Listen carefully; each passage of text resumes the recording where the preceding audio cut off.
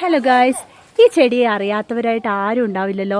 പക്ഷേ ഈ ചെടി പലപ്പോഴും നമുക്ക് ശല്യമായതുകൊണ്ട് നമ്മൾ വെട്ടിക്കളയാറുണ്ട്.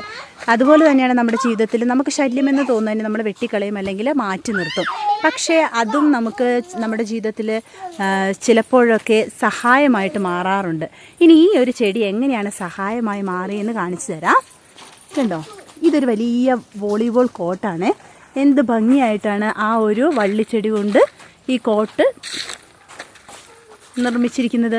നിങ്ങൾക്ക് ഇഷ്ടമായോ? ഇഷ്ടമായെങ്കിൽ ഒന്ന് കമൻറ്റ് ചെയ്യണം കേട്ടോ.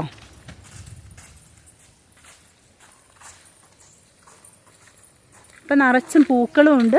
അപ്പോൾ കാണാനും ഭംഗിയുണ്ട്.